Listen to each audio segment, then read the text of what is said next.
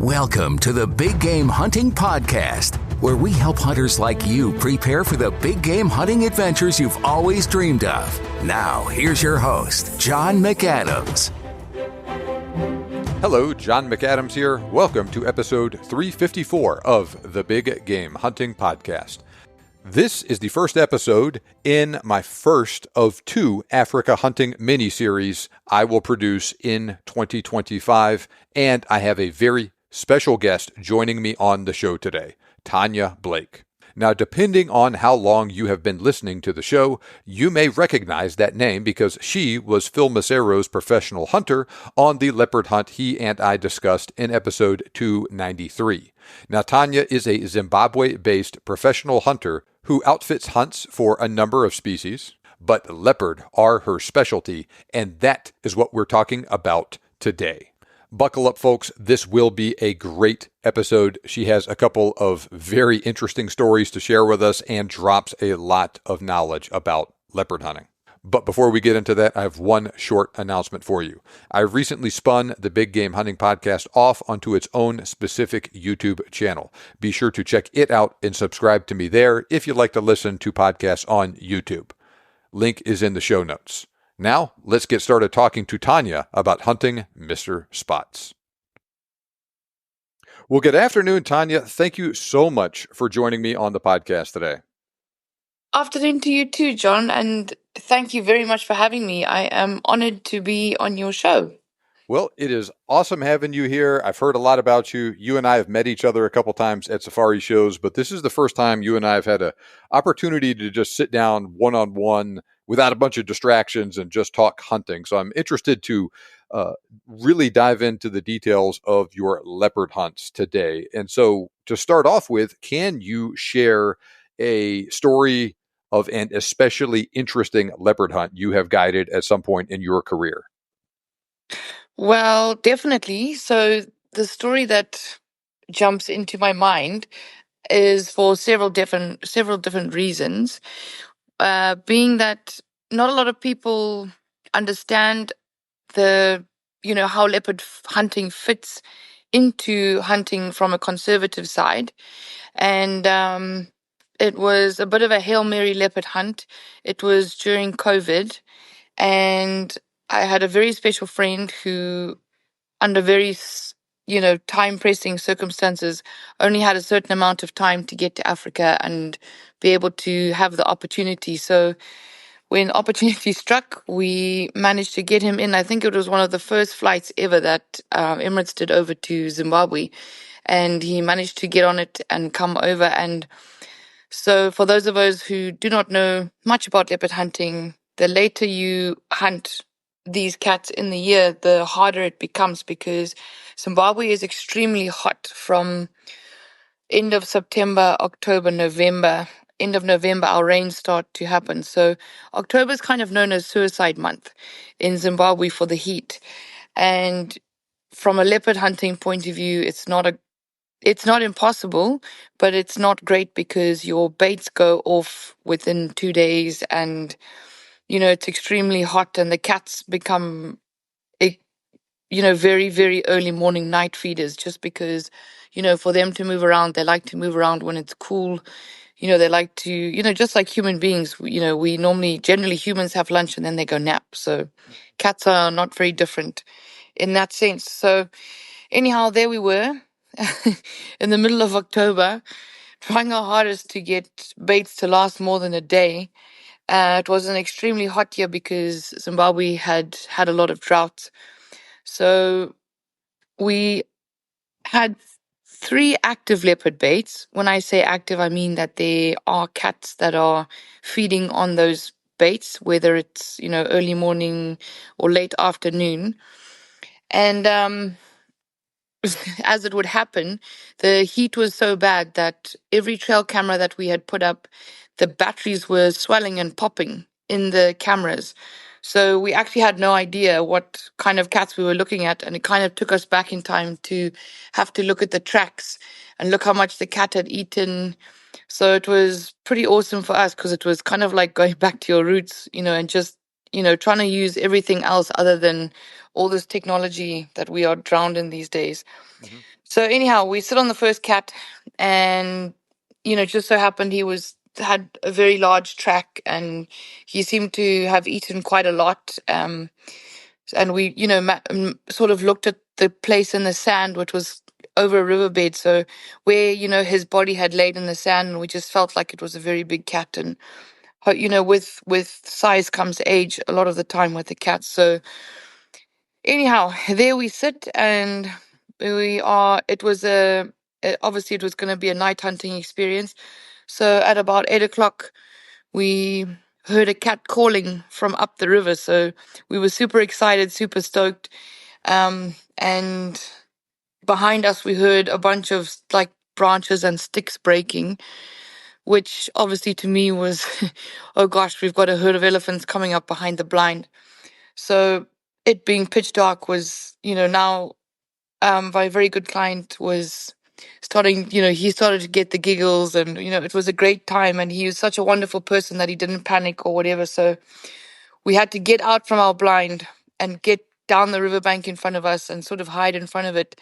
And that whole herd of elephants just pushed over our blind, and they were sort of like trumpeting and stomping around trying to look where we were, and we were sort of like cliff hanging on the front in the front of this blind.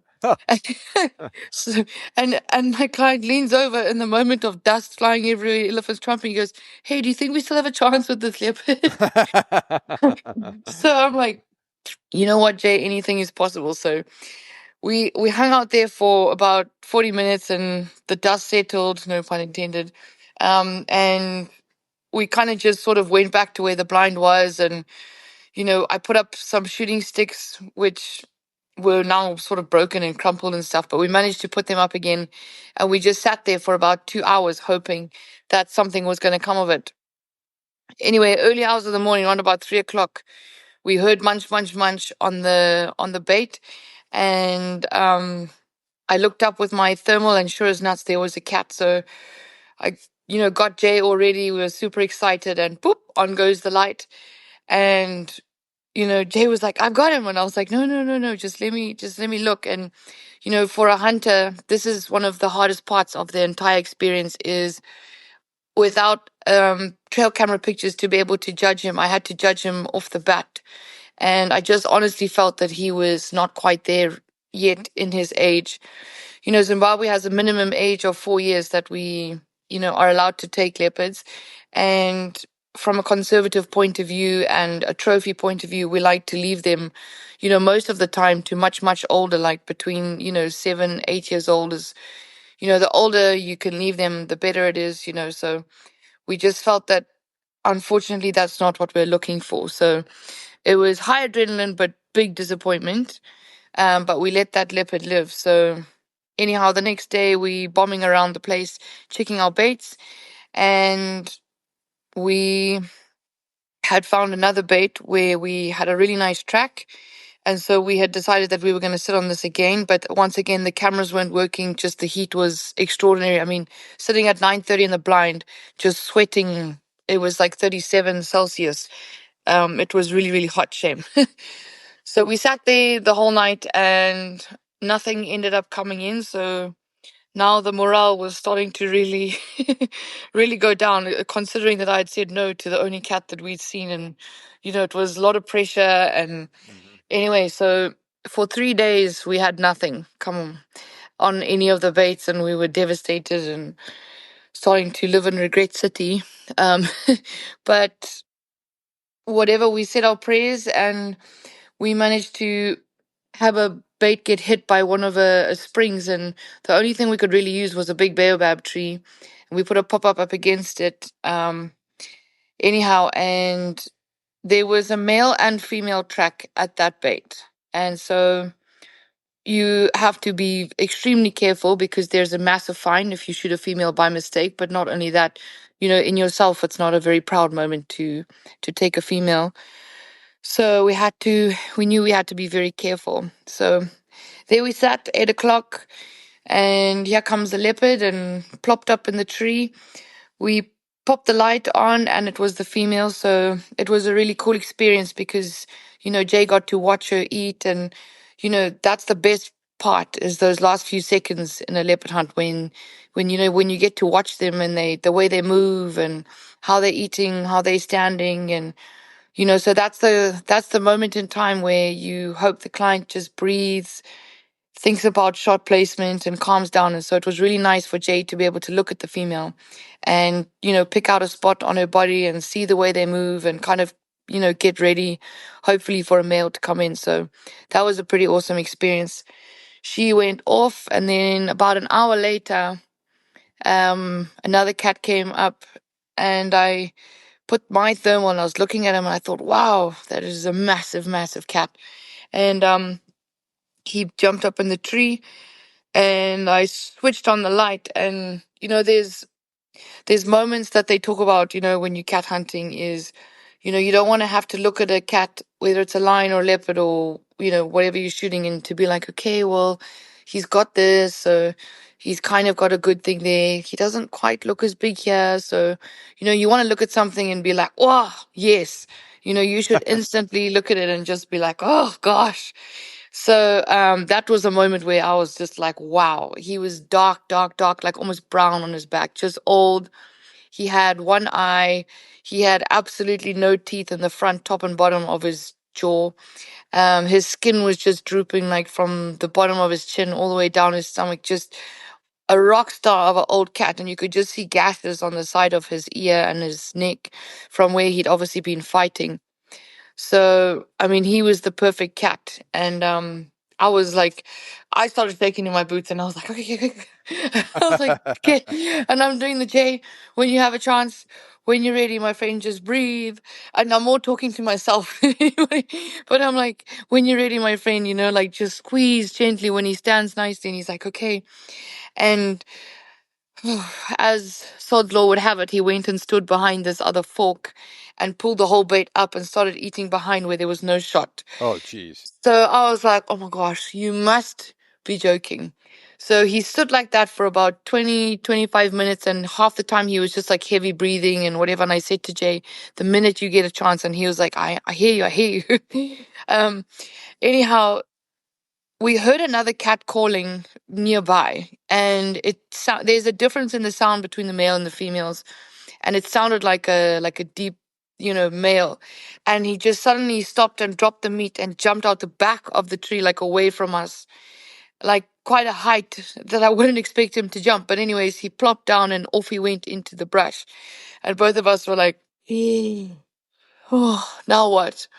We sat there for another 3.5 hours, and all we could hear was two leopards like just brawling and all the growling noises and everything. And I said to Jay, I was like, I don't honestly know what's going to happen here, but let's just wait it out.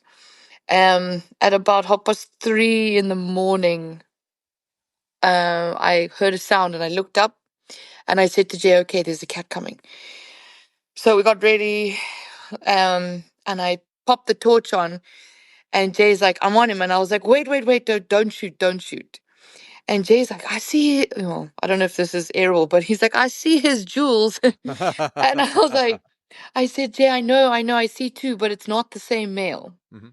And he was like, I don't need the world's record, Tanya. I need a good representative. Like, I'm not fussy at this point. Yeah. And I was like, Jay, I know, and it's breaking my heart. I said, but listen, he is old enough, but he is not that first cat that jumped in. That cat is exactly what we dream of, is that first cat. So please, I said, forgive me. Please don't shoot. And he was like, and anyways, put the safety back on and switched the light off. And both of us sat there. And I was shaking like a leaf because I was like, have I just made the world's worst decision? This poor man cannot come back. And what are we going to do? And for an hour, I just sat there tearing myself to shreds. And Jay kept saying, anything? Anything? And I was like, oh gosh, what have I done?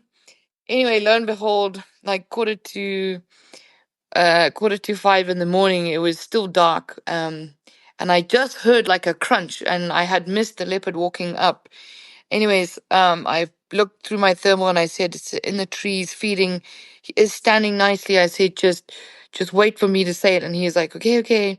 Anyways, popped the light on and just like there he was, just I mean, he had a big gash on the front of his leg, obviously from, what he'd just gone through.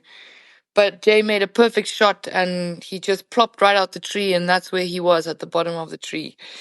And it Gee. was the most awesome experience for me because I mean obviously the pressure, the nerves, but just showing you that, just you think that you are in a place where there's nothing and there are three cats in one tree in one night.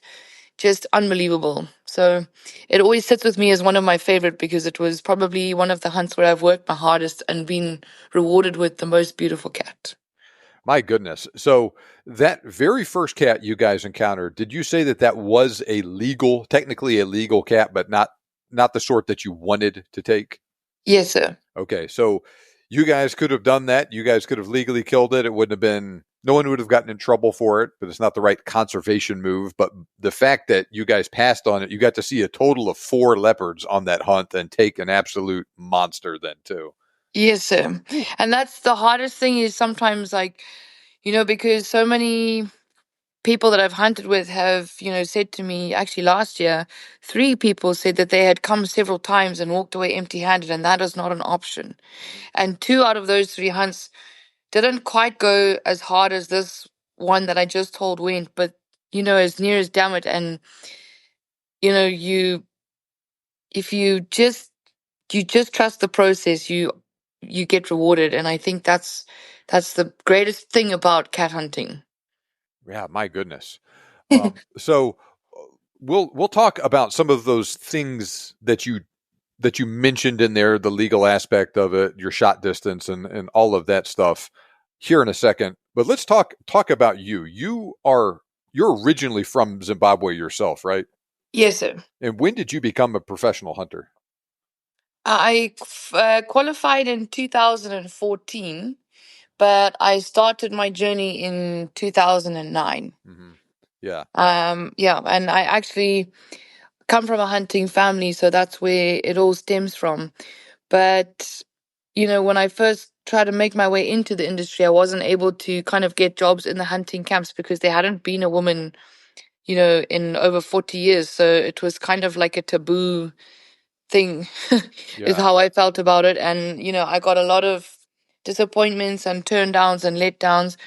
But, I met some really great people along the way, and they gave me, I mean, I'm not sure if I'm supposed to name and say them, but some really great people gave me some really great opportunities, and I tried with all my heart not to waste them. So I was very blessed to qualify first time with a full license in 2014, and to be honest, I haven't looked back then. So yeah, it's been great. So you're in business under your own outfitting umbrella right now, right?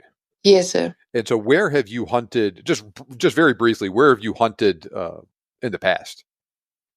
So mostly in Zimbabwe, Mm-hmm. but probably the last 5 or 7 years, I've started up in Tanzania. I've hunted in Mozambique and Namibia and South Africa. And this year coming up, we're heading up to Zambia. So that's going to be a great experience for us. And then, yeah, just I try anywhere where my clients want to go, whatever species that live in Africa, I am able to go with, sometimes not just the 2 of us, but yeah, that is my goal, is to cover the whole of Africa. And leopard are you of course hunt lots of different game, buffalo and plains game, I'm sure too, but leopard are your thing, your preferred species or what you're best known for. Yes, I would say so. It's definitely one of my greatest passions is leopard hunting. And how did it come that way? What's the deal with leopard that you have such a connection with them? Some people have that seems with elephant, others with buffalo. Why leopard for you? So when I qualified, I was very blessed where I learned. We had access to all the dangerous game like elephants, buffaloes, lions, leopards. And when I was an apprentice, it never really was, when I was apprentice, I did a lot of elephants and stuff like that. So I do love the elephant hunting. But when I first qualified, I managed to book a hunt. So you qualify in Zimbabwe around about October is normally when they do the proficiency. So it was November, December, January, February, March, April was when I had a first hunt booked, which was in itself a miracle as a first time qualified PH. But it was clients that I had met through some other PHs who were going to come on the trip with me, and they were going to hunt buffalo and various other things. So my very first hunt was actually a client who wanted a leopard. And I felt like even though I had spent 6 years learning to do it every single day and doing it every single day, it's a very different feeling where suddenly you are in charge of it and it's your decision. And, you have to kind of lead a team, how to put the blind, where to put the bait. And I felt, even though I knew what I was doing, that I was in the deep end. And I kind of loved that feeling of the challenge. And that leopard hunt did not go so great in the beginning. And then it ended up in a full blown charge. And it was a very close call, but it all worked out in the end, thanks to my very, very, very awesome trackers, and some maybe lucky shooting on my half. Ah, But it turned out okay, and it just ignited something in me to want to better that experience. I didn't want to, feel like I wasn't sure in some things, or I wanted to you know, to just better it. And I've spent every single leopard safari trying to do that. And every single safari that I do is completely different. I mean, obviously it's my same team and our same things, but every single leopard hunt is completely different and it blows you away. And I obviously have the same love for, elephant and buffalo hunting and, all the other stuff, but it's just the one thing that probably just sets me on fire the hardest. So I guess that's it. very good. So I have never hunted leopard myself, but so everything I know about it is just reading about it, talking to other people that have done it. You mentioned on this story that you just talked about that you were using a thermal and a spotlight. In other cases, I know you have to hunt with only natural light for leopard. So talk to us a little bit about why you use those different methods, what the legal regulations are in Zimbabwe for why you can hunt. You have to hunt this way in one spot, and you can hunt a different way in a different spot. So I myself have an exclusive area that I use for cats. It's one of the best areas in Africa for genetics, really, not just Zimbabwe. And that land previously was used for, game farming and ranching and stuff. And then it changed over to cattle farming and just regular farming. And it has now changed back to sort of the wild game section and stuff like that. So a lot of these areas where there was farmers involved and in and around about, they destroyed a lot of leopards, a lot of hyenas, lions, cheetahs. They destroyed a lot of the predators. So a lot of these cats have become night feeders. They don't walk around so much in the daytime. Look, it's not impossible because those generations have sort of phased out by now. But in these areas, I have such a large population of the leopards that, and this is more down to behavioral, like interesting facts, is that a lot of the younger cats will come during the day, because they are, you know, think about like a young person. You have no fear, you big and tough, and you do what you want, when you want, how you want. Whereas, the older, more worn out, maybe not so dominant cats anymore will sneak in when no one's looking and quietly feed and leave because they don't want that confrontation. Okay. So that is what I am finding in my private area. But mainly what it is that any safari or government run areas, they prefer it's basically like the last light before dark and the first light after dark, so any daytime. And both of them, to be honest, I've hunted equally on both type areas, and they each have their own advantages. And let me tell you, the daytime areas, there's there's something about that time of the day when the sun is down, but it's not quite dark. It's like the leopard witching hour where the franklin are calling and, all the birds are going to bed, and you just have this feeling like a witching hour, like it's going to happen. And it happens so fast, and there is nothing more rewarding than that leopard just suddenly appearing at the bottom of the tree is amazing. Or sometimes you'll have to walk into your blind in the dark. And recently, with a good friend of yours I hunted, um we snuck in the dark through like elephant infested thick bushes, and it was an adventure in itself. And we actually snuck in too early, and I had to just wait back. And then as soon as the light started coming, we sort of snuck along the walk in, managed to get ourselves seated. We sat there for ages, and the leopard had actually like just left before we had even started to walk in. So, it happens. But the advantage of being able to hunt at night is that you are not limited to, when the sun is up or down kind of thing. And it sort of allows the hunter a much more relaxed, safari, in that he can, take the daytime to really look for whatever else he's hunting, whether it's buffalo, elephants, whatever plains game. You can take the time to relax, but it also has its negatives where it can be, very hard, long nights, and it can wear a person down pretty quickly. So, I try and make the blinds as comfortable as possible, that the client is always able to lay down on a, mattress and, have a sleep. And, because a comfortable person is a quiet person, and a quiet person is a person who gets the leopard. Ah. So you mentioned in your initial story that you had a handheld thermal. You were using that on that particular hunt to spot that leopard when it came in. So you were hunting on private ground on this hunt. Yes, sir. And Yeah. then you were spotlighting the leopard, and that was providing the illumination for the actual hunter to shoot it. And it seems like traditionally, like that was the way that, at least in these areas where you could hunt with an artificial light, people would do it. Not with the thermal, but with the spotlight.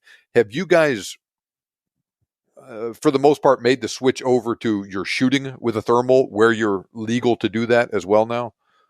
Yeah, so I mean, I remember my granddad, stories of, and even when I was growing up, they would take a car battery, carry this car battery, and they would like attach it to a big spotlight. And when the leopard came, it would jump up in the tree, and that's how they would do it. But we are very blessed right now, and I have a pulsar.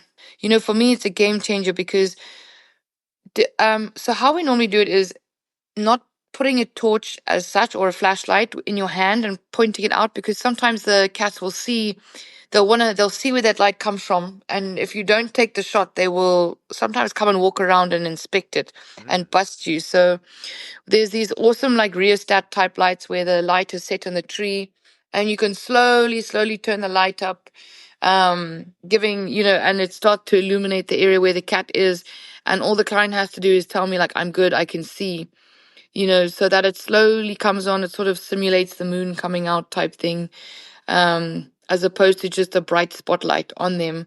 But I am fully phased over now to the thermal scope and the monocular, just because I feel, the cat doesn't have a light to disturb them. They don't really know. They're very relaxed. Also gives the client a lot like free time to just really sit, look at the cat, breathe, look, remember their shot placement. If he has any questions, it's not a great place to have them, but hey, Yeah. stranger things have happened. Just to really watch the cat and, have the privilege of being able to watch it for a long time and understand what you're looking at, and, understand the way it moves and sits, and shot placement is a huge thing that comes into that. So I think it has been a game changer for a lot of the night areas that, we are able to, also not just for the cats, it's also, the pest, the hyena hunting and stuff like that. It's a game changer. So I'm very, very grateful for all of the thermal folks. Now, if no one messes with a leopard, how long will they often stay in a tree and eat? I have had them walk up a tree and walk straight back out a tree and leave me wondering What did I do? What did I say? What did it smell? What did it hear? And then I've had them get in the tree and eat for 5 minutes and then lay on a branch and sleep for 2 hours and then get up and eat and go down. And, they, if they aren't disturbed, I mean, you've generally on average got about maybe 5 to 10 to 15 to 20 minutes. But if they are completely relaxed and, something like that, they sometimes will lay at the bottom of the tree. It varies. A leopard does what a leopard wants to do. I've learned that the hard way, and I'm still learning it every single safari.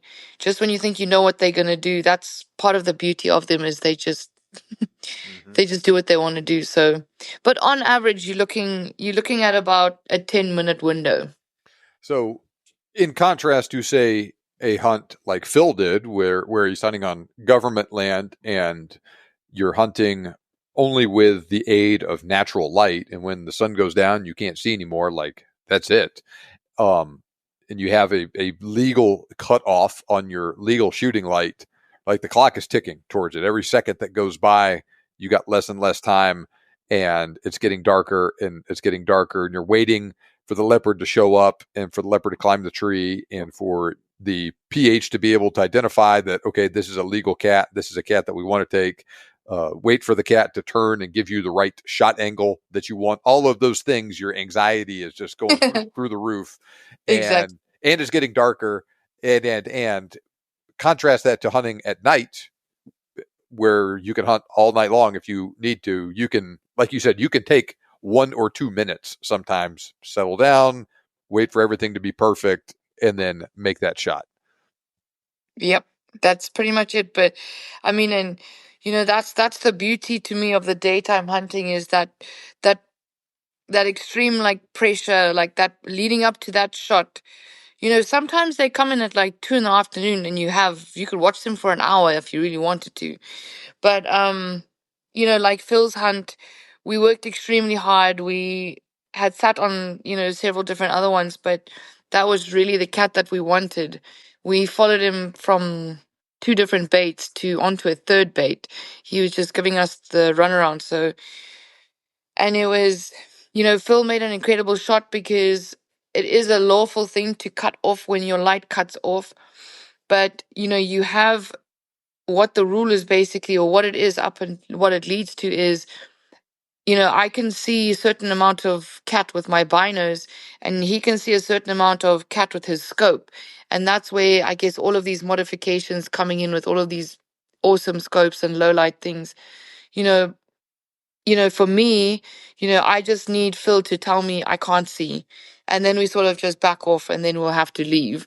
Um, but I mean, the light was getting to the point where I was like, oof. And eventually he was just like, okay, I got a great shot. Well, and for me, he was, he kept turning, and I, the light was quite bad. And I was like, I can't, just give me a second, give me a second. And then it was just a moment where I could just, see how he just leant down and pulled up like a whole zebra half onto the branch. And I was like, okay, take him, it's him. Ah, There's no way in hell a female could do that. So it was such an awesome safari. It's still one of my favorite. Um, it was incredible. And, it was just that is the privilege you have when you're hunting in daytime areas is you get to see the cat in the daylight, and it's a very special thing. now, in these daylight areas, like you talk about, it sounds like every now and then one will show up well before sunset, but it seems like the vast majority of cats people are killing are in the last few minutes right before dusk. Is that correct? Yes, sir. Yeah. Yeah. And then in a nighttime area, you could be, I mean, is there any pattern to it? I mean, are you shooting all the cats, say, like an hour after dark, or is it all through the night at 11 at night, 2 in the morning, all that sort of stuff? So mostly, once a cat finds the bait, and often this is what happens, they'll on their walkabout, in their territories, they'll walk around and stuff. And what I have had mostly in the private areas is they often find it late. So say between 12 and 5 a.m., they will find it, and then they'll sort of leave around about 6 o'clock in the morning, 6:30 type thing. But then you sort of know that he's found it for the very first time. He's not really going to go far, more than likely somewhere just to drink. And then he's going to come back early because he's going to want to get that meat before somebody else picks it up, kind of thing. Mm-hmm. So normally you say from about 7, between 7:30 and 9:30 is when I've shot most of mine on these private areas. But sometimes they come in and they don't stand right or they don't hang around long. Sometimes they just come to the bottom of the tree at around that time, look up, see their meat is still there, then they go walk off. Mm-hmm. And they're going drinking or peeing on trees, or doing leopard things. And then you kind of wait, and then sometimes 11, sometimes 2 in the morning they'll come in. But I'm a diehard and I will sit there the whole night because I just feel honestly that more than likely he's definitely going to come back that first night. It's just a matter of when. And normally I found that they come in early just to try get the best of that meat. How many days are your leopard hunts normally? So the minimum is 14 days that you are legally required to put on your license. But, you can do it in 16 days, 21 days. Normally lion hunts are 21 days. But, if you've got a leopard, lion, say buffalo, elephant, hippo, croc situation, you can bump it up to 28 days. It's just what you know about the area, what you're confident about. Um, a lot of my clients I find feel that they can only make about 10 days. Mm-hmm. And so what I do at that time is I go in and pre-bait for them, so that when they come, hopefully, it takes a few days for sometimes the leopards to come onto bait. So there's nothing more demeaning, than you sort of sit there for 5, 6 days and nothing and nothing. I've had it before where it's been like 9, 10 days and managed to get a Hail Mary in the last few days. But um, yeah, normally by the time the clients come in after 4 or 5 days of pre-baiting, we have some decent options or we're starting to see some good movement. Then they can really enjoy the experience of, checking all the baits and the trail cams and yeah. Now, you talk about a 14-day license. That is a physical license that the person purchases from the Zimbabwe government, and it's for 14 days. It includes a leopard, includes other animals, and you don't actually have to hunt all 14 days, but you just have to purchase that sort of a license, is what you're saying. Yes, sir. Yeah, exactly.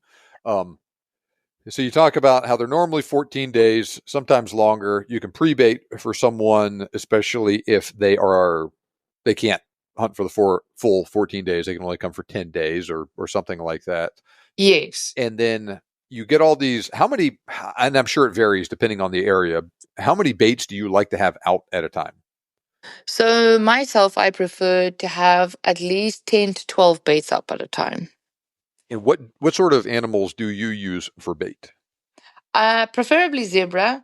Zebras have a very thick layer of yellow fat pretty much all over their body, and it smells quite bad, as far as smelling fat goes. But the cats seem to really be attracted to smelly things. So you want something that stinks to high heaven, and then you want as fresh of a piece of meat in the tree as possible. And so that's normally what we do. And we will shoot a zebra, and a zebra will normally give us about 5 or sometimes 6 good baits. And then, when we're checking these baits and setting up the areas, we will use their intestines and insides and we'll drag that all around the area because it leaves a very pungent, strong smell. And if a cat's walking around or catches a scent on a breeze, they often will walk in to see, what's died. Leopards are very opportunistic animals. And if they don't have to kill something, they prefer to just take somebody else's. Mm-hmm.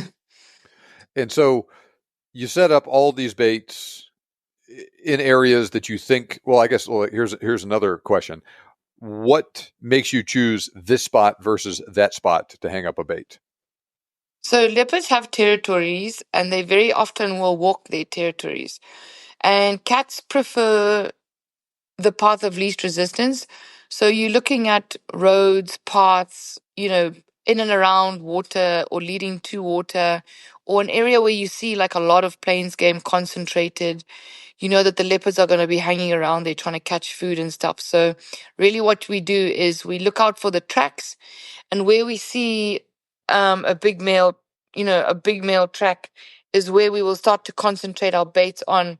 And so say we saw one tomorrow morning, we would go and try and see which way that track is going, which way it's coming from. Is it going towards water? Is it coming away from water? What terrain is around that it could be going towards or coming from. Then we'll sort of like maybe sort of saturate bait around that area. And that could be within an 800 to a 1 kilometer radius that we'll put up several baits in the hopes that he's going to sort of come in any vicinity around there. He's going to pick up one bait. Then when he hits one bait, we drop all the others around it. And then we'll concentrate on that bait where he started to feed. Mm-hmm. Now, how often does it happen that you have 10 or 12 baits out and you'll get a leopard on bait number 2 and bait number 9 or something like that at the same time? Very, very often. So normally after about 3 or 4 days, you can almost guarantee that there'll be a female on every single bait. That starts to, within 3 or 4 days, definitely a female on every single bait. Sometimes 2, 3 different females. Sometimes females with 2 cubs or 1 cub. Very often we'll get, say, 4, 5 females at a time with cubs feeding on those baits. Wow. And then the males start to come in, and very often the younger males will come in first. And then, sort of after 5, 6 days is when I've personally started to have the older, 5 to 7-year-olds coming out the woodworks. And just depending on the area in which you're hunting, the area that I mostly hunt my cats is a very, very rocky, very, very rocky mountainous area. And so their territories are a lot smaller. So I just find my leopard population there to be extremely high. So just very rewarding, but yeah. What sort of land area are we talking about that you're encompassing 10 or 12 leopard baits in? How widely distributed can they be? So I normally will put between anything from 6 kilometers to 10 to 12 to 15 kilometers apart.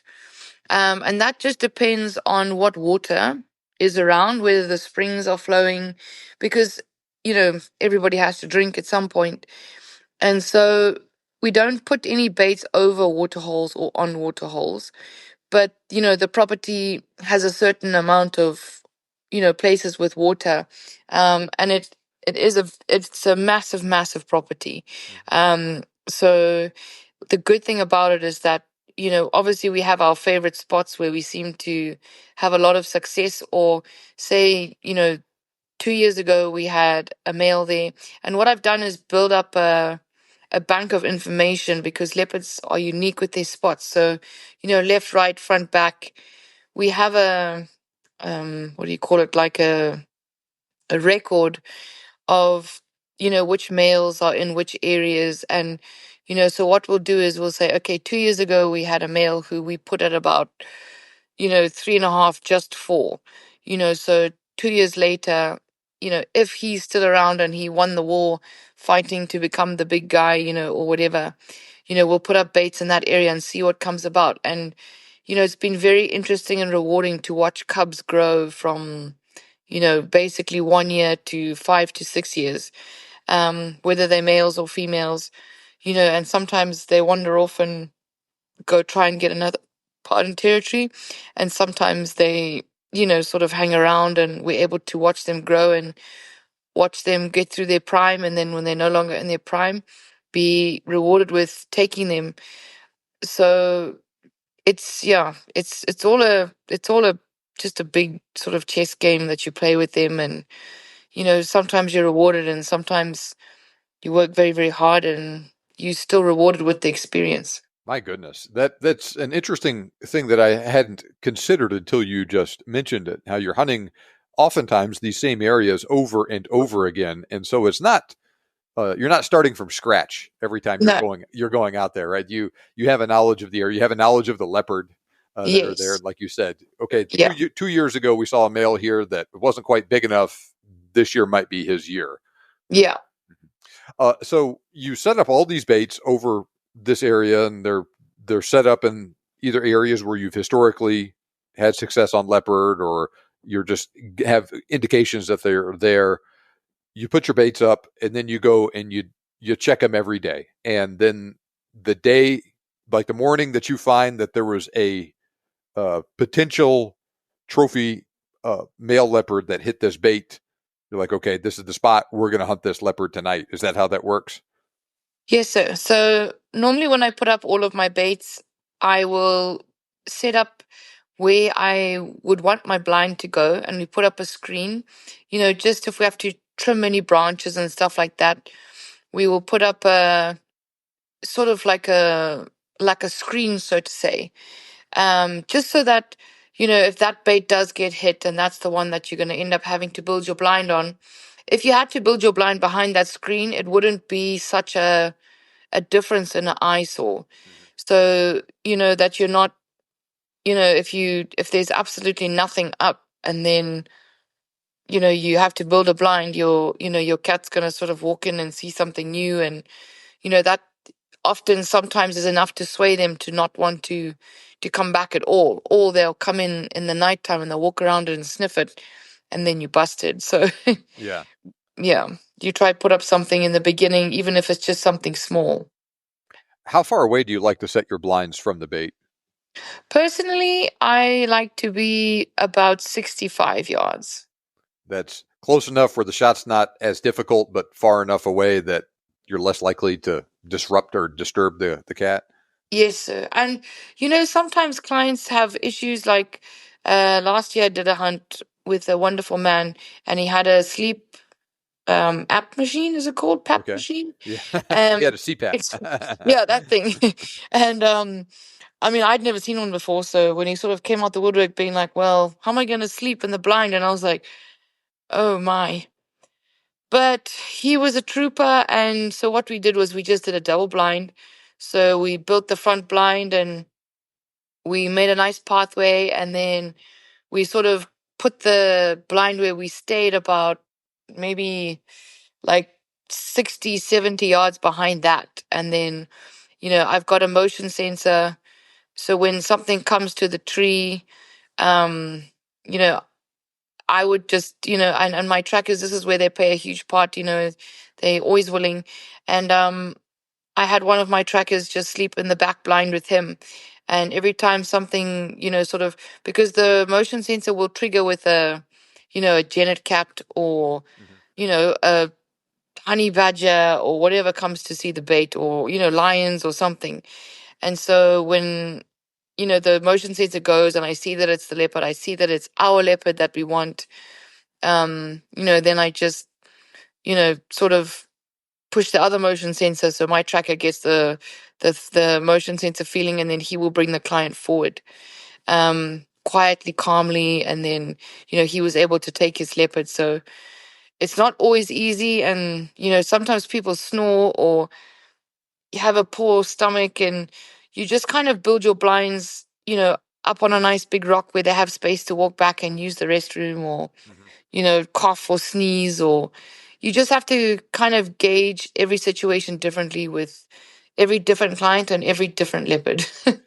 So you are describing a blind that's, like you say, 50, 75, 100 yards away from the blind, and you're trying to be as quiet as possible. But like you say, though, you're also have people laying down and sleeping, and then you wake them up and they shoot, or um, they are in a different blind, they're moving forward, or you're whispering back and forth. How much noise can you make without disturbing the cat? So what we try and wait for is the cat to be fully engrossed in his meat. When a cat's feeding, he's normally like bending down and crunching away, and Mm-hmm. but what people, I try and stress this thing is, if you had to sit outside or in a room where there's not a single sound, not a single sound gets made, not a fridge turning on, or, a clock turning. that's what these animals live in, is a silence so silent that it's loud. Every noise that a human makes, like you wear these funny pants that are waterproof or whatever, and you scratch yourself and it's like zing, zing, zing, or you drinking out a water bottle and it's like crunch, crunch, or, you cough and you're like, and I always tell people, like natural sounds are fine. If you're going to cough, like try cough in a pillow, or, like try be as quietly as you can. If you're going to bring cough sweets and stuff like that, unwrap them beforehand and just put them in your pocket. Just try be conscientious that it's only, if all goes well, it's one night of your life that you just have to just really concentrate on. Just sit still, just close your eyes and lay down or sit there and just try listen to every single noise that you can, because then you truly realize, you can make a certain amount of noise while the cat's feeding and stuff, but if they hear something that is not natural to them or an unusual noise, more than likely they're going to come check it out, and then you're going to be busted, and then you're going to want to, be very sad. Yeah, that does make sense. That when they go approach that area, I'm sure they're more on edge, making sure everything's good, that there's not another bigger leopard there or a lion that's waiting to beat them up. And then once they're satisfied, the coast is clear, they go in there and they start eating, and they're making their own noise, and you can get away with more at that point. Is this a sort of situation where guys on a hunt with you, and you get the baits are out, you're checking them, nothing's happening, and then say day 5 or day 6, okay, this is our cat. That's the first night you actually sit in a blind, and is it pretty common on that first sit, if once the leopard actually shows up and you say, okay, this is worth building a blind and sitting at, do you often get them that first night? Yes, sir. Yeah. And sometimes the leopard doesn't show up, and then you stay another night or two and until you decide that, they're not hitting that bait anymore. So sometimes, sometimes you find like the first night the client is not really used to it, or it's quite overwhelming and a lot to absorb.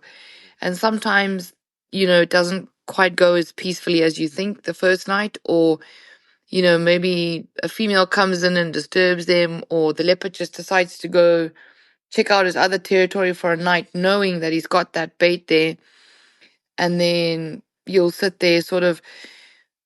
The most common reason that I find to leave the blind, say around about like 10:30 or 12, is if a client, starts to shift a lot, or they're cold or uncomfortable, or they need the bathroom.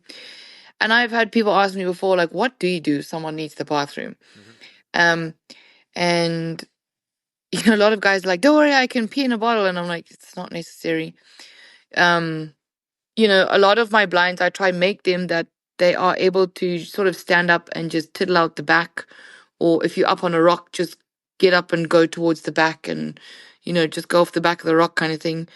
But if it's a dire situation where they just feel like they're going to cough and go to the loo, or it's number 2 or whatever, I will call the car in, and the car will just sort of stay at the bottom of the bait tree, and then the guys will come up the back and lead the client down the road or wherever it is in the bush, and they can go to do their business. And then the guys will come back, put the client back in the blind, and then they'll go down to the bottom of the bait, and then they'll throw some other like smelly stuff all around, and then they'll just drive off. And sometimes if you have a cat that's nearby, or, the cat's just been sitting, sleeping, watching their meat because they're not particularly hungry, then they're going to come in a little bit later. For them to see a vehicle, it's not a game changer, because they know that there's vehicles moving around and the anti-poaching guys are always there and stuff. And they're much more confident because they've seen, okay, it's a car, it's been there, it's gone away. Whereas if you just had to get out the blind with a torch or a flashlight at the back and just sort of walk off, the cat's going to be like curious and what they'll do is go downwind of you and normally pick up your smell and then never come back again. So it's all about, just, and it's always about making the client comfortable, because you just want to try be as accommodating as you can, but also you don't expect somebody to sit there and hold themselves in. So, um, I have left blinds before at like 10:30 because the client just is like, no, I want to leave. This is uncomfortable. Yeah. Then we go back to camp and it's fine. And then, I mean, if it's the second last night or the last night, obviously it's not fine. But then I'll kind of be like, hey, suck it up. But if they're uncomfortable and it's early on in the safari, then I'll just go back, because then at least they've had a chance to experience, okay, this is what I'm to be expecting, and then they can kind of prep themselves better for the next night. They'll wear a warmer outfit, but I do provide like blankets and stuff like that. So very rarely is it because they're cold. It's just they would rather sit the whole night than lay down on a mattress because they feel like it makes them cough, or just about once they've sort of experienced it the first night, then they can prepare themselves better and then have a full sit the next night. So what has your success rate on Leopard been the last couple of years? So I'm very blessed, touch wood. And yeah, it's sort of say 10 out of 10. Yeah. We haven't had any. I'm not saying that it's not going to happen to me, because it does. Probably the only thing that I have lost, I sort of say, is a client. We were sitting in a bait and a client sort of fell ill, just, upset stomach. And then, for 2 days, didn't want to sit because of it. And then, but the leopard was coming in every single night and feeding. And eventually the client just said, sorry, that, Geez. he was not prepared to do this anymore, and he'd really rather get himself well and come back. And he is coming back. He has booked a hunt for not this year but next year. So we just pray that his stomach holds out and we can be successful. But I mean, I don't really class that as a failure, because that cat fed for the rest of time. Yeah. And yeah, so it was really, really sad. But I mean, it's what it is at the end of the day. Yeah. It's hunting, it's not just shooting. So Yeah. And so, I mean, it sounds like had that hunter been well enough to hunt, and right, people get sick sometimes, they get hurt, things happen. But had they been able to take advantage of that, they more than likely would have gotten their leopard on that hunt. absolutely. So I'm sure someone listening to this is saying to themselves right now, this sounds too good to be true. How can you possibly have a success rate that is so high on leopard? What do you do that makes you different? I think that I don't accept not giving somebody a chance. And I don't like to book areas and places where there's a good chance that the leopard may not come in, or we may not be successful. Look, there are areas where populations are a lot better than others, and I choose to hunt in areas where I have hunted before. I know the populations, or I trust somebody that's, I'm going to the area because I trust the operator or the PH who's recommended it. And I think that is a massive part of it, is that I don't set myself up to fail. I don't like to hunt areas where there's, there's not a great population, or, people do fail often there, or there's a lot of other predators going into the factor that, we may get a leopard, but more than likely it's going to be a tough hunt. I don't like to take people to places where there's a good chance that they will fail. So I think that obviously is key, is to hunt in the right areas specific to what people are specifically looking for. But as a person, I don't give up, and I try my hardest. And I think, having gone through what I went through to get my license in such a male dominated industry, is I feel like I try a lot harder, because, in the beginning I feel like I had a lot to prove, but now that I have my license, it's a pride thing. And for the client to be able to give them that guarantee, as well as, to just for myself to hold true to that. Yeah. Well, I mean, like you said, there's a lot that goes into this. You know, hunting in an area where there's a lot of leopard, especially in an area where you are familiar with the area, you have a lot of experience in it, you know the areas that are producers, you in some cases even know some of the actual specific cats over the last few years, and you just done it enough that this is your passion. Like you said, it's like the chess game that is fun for you, and you pour yourself into it.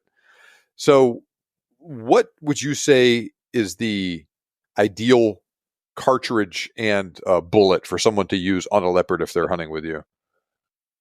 So I love Swift A-frames, and the all-rounder. They just the you there obviously is a minimum caliber that you can use, but I have never had a bad experience with any Swift A-frame bullets. They open up beautifully and they do the job. So if anyone asks me, I always just say get some Swift A-frames. Mm-hmm. Yeah. And people very often do come for just a leopard and some plains game, but very commonly book a leopard buffalo combo. And in saying that, they'll always say to me, "What gun can I bring? What bullets do you want me to bring?"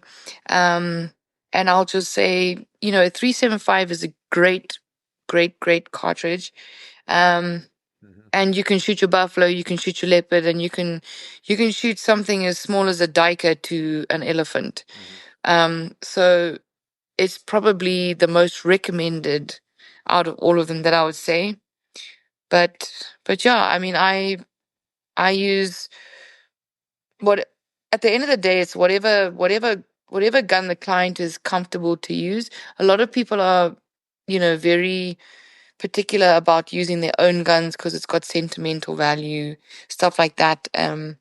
So anything from 300 or 7 mil 308s are very, very popular. I have a 308 that a lot of my clients have used, but I have a 375 that they use as well. So it's at the end of the day what people are comfortable with, as long as you talk to your PH and it's a successful caliber in whatever species that you're hunting. And so if a client were coming over, say, with you at some point this year, they didn't want to bring their own rifle, they'd be using either a 308 or a 375 if they're using yours. Yes, sir. And yeah, I have great scopes for daytime areas and I have my thermal for the nighttime areas. But if the client would prefer to, in a nighttime area, look at the cat through natural light, then, I'll put some lights up for them. But, for everyone coming to my nighttime areas, I highly recommend the thermal scope. Mm-hmm. Um, What rifle do you actually normally carry, I guess, as a professional hunter? I have a 416 Rigby, it was my granddad's gun, and then he passed it to my dad, and my dad passed it to me. So it's a very sentimental gun, but there is nothing that I haven't shot with it. I mean that very literally. It's from, leopards to buffalo, elephants, crocodiles, hippos, plains game animals. I love my 416. I probably will carry it for the rest of my career. And I take it up on leopard follow ups. A lot of people prefer shotguns, and shotguns are very effective. It will turn a cat at the last minute, sometimes not necessarily kill the cat. But I've been very successful with my 416, and yeah, I love it very much, and I choose it over any other gun. Very cool, especially with, my goodness, that's that between you, your dad, and your grandfather. I'll bet that rifle has a lot of stories to tell if it could talk. Oh yeah, my granddad was a massive, massive hunter. He was in the industry as well, and I mean, the stories that he used to tell me. He passed away last year, so um, he's shot. I mean, it's incredible, the stories and stuff. And I still, when I was much younger, I read all of his diaries, and I've actually just found myself recently going through them again. And there's not many stories that he writes in there that he's not talking about the 416 in some manner. So it is very cool to still have it. So you've mentioned widely varying weather conditions at different points in this interview, from it being very hot to very cold. What months do you like hunting leopard in? What's the pros and cons of hunting some months versus others? So some people start early in April. April is not an impossible month. It's very thick. The bush is still just fresh after our rains. So it can be very, very thick and you won't see much other game. Mm-hmm. But anytime April, May, June, July is cool months for us. It's our winter time. So obviously the baits last a lot longer. The leopards come out a lot earlier. Those are my prime months. But August is a fantastic month as well. And September, October, November are not impossible. I've hunted even as early as December and been successful, but your chances of, walking away with nothing can be a lot higher in the hotter months. And it could be something as easy as a leopard hits a bait once and then just doesn't come back. And you might sit there for 10 nights and nothing happens. But just because they're moving around and it's hot and they, uncomfortable and stuff. So I would highly recommend, like, April, May, June, July, August be your concentrated months on leopard hunting. Okay. I mean, that definitely makes sense. Now, to set expectations for a person, right? Let's say we have a person that has hunted plains game, maybe buffalo or time or two, and they may have the idea that there's a lot of action going on in a hunt, right? You can add a bunch of animals to it. You are going to see lots of stuff. That doesn't seem to be as much the case with leopard, especially if that's what you are focusing on. Can you tell me I'm right or I'm wrong, or expound upon that, just so someone has the right idea of what to expect going into one of these hunts? No, you're right. It's, just depending on the area and the time of the year. And obviously, like you're saying, if you are concentrating solely on leopards, don't expect to, take your time and focus on anything else really during the day. Your day is, you are up and you are off and you are trail cameras and pictures and downloading and this and that. And, unless somebody is like hell bent on shooting something else, your day is very busy. It's exhausting. It's bombing around in a car. It can be very, very strenuous work on people. But, that is where I'm very privileged with some of the people that I work in conjunction with. If somebody wants to take the day off, they can stay in camp and chill out, or, take the day, go to town, go to the museums, go do something. But, preferably when we're leopard hunting, like you just need to, somebody needs to understand that that is what you are coming to do and that is what you're going to spend every waking minute doing. Once it's done, you can go to Vic Falls, you can do whatever you want to do. But yeah, for the most part, when you are cat hunting, that is your sole focus. And that is what you can expect is hard, long days and hard, long nights and the most incredible reward once your leopard is down. Yeah, I could see how that would be just grueling, especially in a night hunting area where you're running around all day long, checking the baits, refreshing the baits. Then you get a leopard that hits one, and then you're sitting up all night in that bait, Yeah. waiting for it to come, and then it doesn't come. And then, Yeah. So it's like you said, long days, long nights. So if a person is coming over, say they're doing a buffalo leopard plains game hunt, usually this person, I'm assuming, is focusing on the leopard. And then once they get the leopard, then they're going out after the buffalo and their plains game. Absolutely. Our main focus always is the cat. And, sometimes you, and this is where the great part of a combo comes in is, say we bomb around and we check all our baits and there's absolutely nothing happened. And say we've done that by 1 o'clock. You sort of pick a big shady old tree, you have a nice bush lunch, and then we go and, we might have seen fresh Duggar Boy tracks in the morning or something, but we're just too busy. So we bomb around. Or if we're pressed for time, I have a driver and my trackers are incredible and I have two of them. So what I will do is get on the buffalo tracks with one tracker and the driver will carry on with the other tracker, and they will go check the rest of the baits. And if there is something, and they are very experienced, if they feel like there's a big track, and they do know how to use the cameras, they'll download all the pictures. And if there's something big, they will sort of come back towards where we are, radio us, and then we'll go and concentrate on it if we haven't got a buffalo down. But, sometimes we will just get on the tracks and go shoot a buffalo, and then nothing else is happening on the baits. So it's just kind of, if nothing else is going on, then we definitely will concentrate on a buffalo or an elephant. But for the most part, you are absolutely right. It's all about the cat. As soon as the cat's down, then we can concentrate on the other things. You have a big party that first night and celebrate, and Yes, sir. the hunt continues.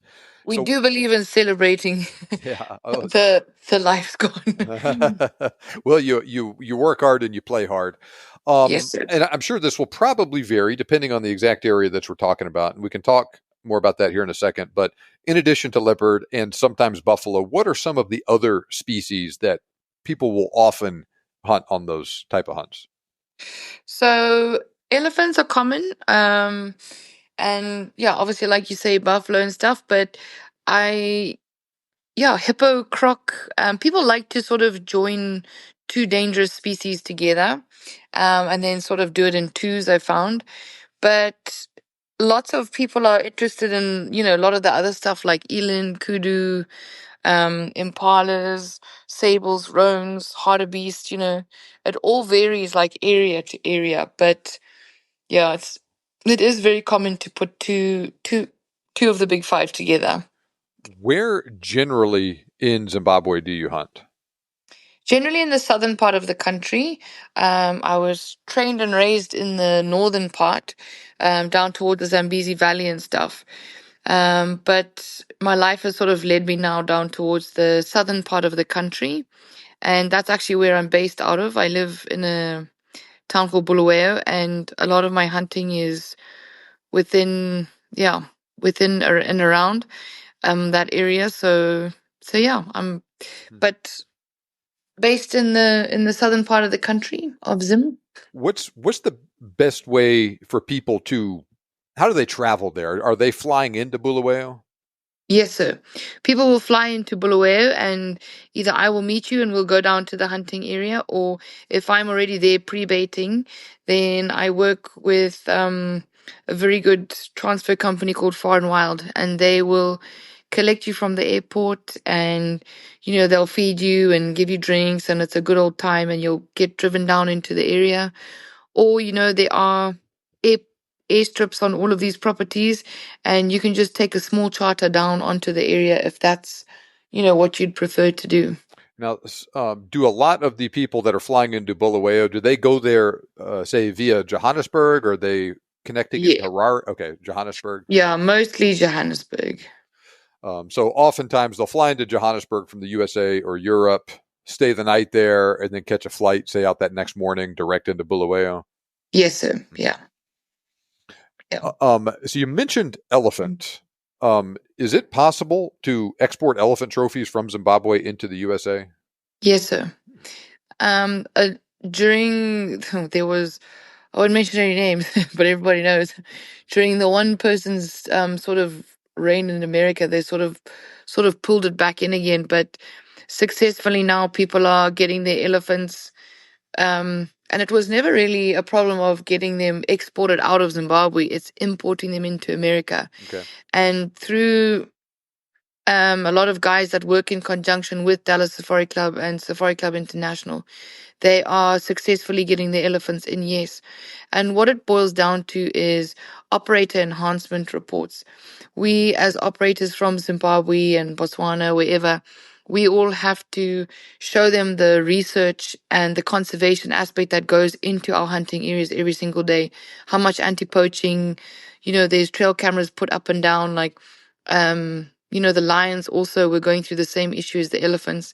But, the elephants and lions are coming in beautifully into America now that people are understanding what US Fish and Wildlife want from them on an information basis, because you have to be able to explain why you're doing something, obviously, this side of the world. So if you can prove that and explain it, then people are very successfully getting through their lions, elephants, leopards, on a daily basis. Yeah, I texted Phil this afternoon right before you and I talked, and he said that his leopard arrived at his taxidermist in the USA today from his hunt with you. So he was very excited about that. Now, I am assuming leopard, they're a CITES animal. The country gets a certain number of CITES tags. There's a certain number of leopard on quota in the areas that you have. And so you have tags. The leopard that you have on quota is what I'm saying are the ones that can be exported. You can hunt 7 leopard next year. All 7 of those can be exported. Yes, sir. Mm-hmm. Okay, very good. Now, Zimbabwe a couple years ago had a big change when Robert Mugabe passed away. There was a lot of turmoil in that country over, I guess, probably the last 25 years or so. Yeah, exactly. Have things changed for the better or for the worse now that he's gone?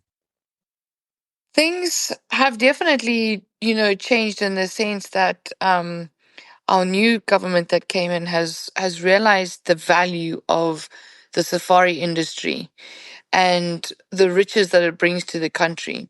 Zimbabwe is a very mineral and just a very, very rich country in all the things that it can produce. So it, sort of cutting out a lot of the, putting handbrakes in a lot of the ways for the safari industry sort of, I think, put a downflux in a lot of the money that was coming into them. Now that, a lot of the government are working hard with our Zimbabwe national parks, are working hard with the government, working hard with our industry, working hard with our association to understand and hear our problems. A lot of clients were coming in and they were getting harassed at the airport. What are you bringing in? Like unpacking their bags, stripping down their guns and stuff like that. Whereas now, we've sort of pushed all these problems to them. And now, you come in, people are very friendly, very welcoming. It's unlikely that they'll dig through your luggage. It's unlikely that they will really count every single bullet that you're bringing in, because they understand the value that these international clients are bringing to Zimbabwe. Without these clients coming in, experiencing the safaris, people have this sort of idea of what it's about, but they're too scared to come and find out. Whereas the more we all work together in conjunction to make it as smooth as possible, people are starting to realize that you can come to Africa, whether you come on your own, you come in a group, you bring your family, whatever you do, it's turning out to be a great experience. And the more people that come to Zimbabwe, I think is the more positive stories that you'll hear. Phil is actually a really good example because he's been coming for many, many years. And from a client's perspective, he just said coming through the airports and stuff with your guns it's now a lot more pleasant than it has been in the previous years. So, well, yeah. Good. I'm really glad to hear that. Now, you and I are recording this January of 2025. Do you have any leopard tags remaining for this year and for, I guess, next year for 2026? I have 1 tag left for this year, and I have 2 tags left for next year. So those are in my private area. I do have up to 10 tags, but that is including Tanzania and Mozambique and several other areas. If I am blessed enough to get that many bookings and inquiries. But yeah, for my personal little patch, I have 2 for next year and 1 left for this year. So, all right, very good. What is the best way for someone to get in touch with you if they want to hunt probably leopard, but other game with you as well? So on my email address, which is Tanya Blake Safaris at gmail.com, TanyablakeSafaris at gmail.com. And then I actually was considering whether to give this information out or not, but I see that on all of my brochures it's on anyway. So it would be a shame not to give my phone number, which would be +263 773 260-977. And that is either via text or a lot of African people use WhatsApp. I'm sure everybody's getting more and more savvy to it this side of the world. So yeah, if anybody wants to get hold of me, I am in the US right now, and I will be traveling to Midland, will be the next stop for the show, the West Texas Extravaganza. And then I will be in Nashville, so at the Safari Club International. But at any time, right now, American time, you can get hold of me and I'm available to chat. All right. Well, very, very good. Now, this has been a wonderful conversation with you. I've really enjoyed learning about Leopard. We're going to wrap up here in a second. I'm going to ask you the question I'm asking every single person that comes on the podcast this year. You must hunt for the rest of your life with either a single cartridge, but can use any bullet if you do that, or you can hunt with a single bullet with any cartridge. What is your choice? I would say for my clients would be a Swift A-frame 375. But, for me, it would be the Swift A-frame with my 416. Yeah, very good. I mean, that's the nice thing about that Swift A-frame is you can use it in a 375, you can use it in a 30 cal, or you can go the route that you did with your 416. So very good. I expect nothing less out of you considering the sentimental attachment you have with that 416. Tanya, it has been a pleasure talking with you. I will put your WhatsApp number and your email in the show notes for listeners to check out and contact you if they want to learn more about a hunt with you. Thank you so much for coming on the show with me today. Thank you so much for having me, John. I obviously am very, very privileged for this experience, and I'm very, very grateful. And I very much look forward to having you on safari with me one day. That sounds awesome. I'm looking forward to it. Have a great day. Take care, John. I hope you enjoyed that discussion with Tanya. I know I sure did. She is far from the first person I have had on the show to talk about leopard hunting. Even so, I still feel like I learned a lot from this discussion with her. Now, I know she will take good care of you on safari. Leopard are her specialty. She has a great area for leopard with very high success rates. So if you want a leopard, get in touch with Tanya. Her phone number and email address are in the show notes. When you get in touch with her, let her know you heard about her from the Big Game Hunting Podcast. Email me, john@thebiggamehuntingblog.com, if you do end up booking a hunt with Tanya, and let me know how your hunt goes. I want to hear all about that awesome leopard you end up getting on your safari with her. All right, remember, you can make your dream hunt turn into a reality, and I can help. Thanks for listening. I'll see you back here next time on the Big Game Hunting Podcast.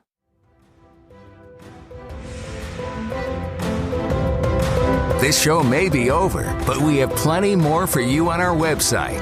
For more information on today's topic, as well as lots of other useful hunting resources, head over to thebiggamehuntingblog.com. We look forward to having you back for the next episode. But until then, happy hunting.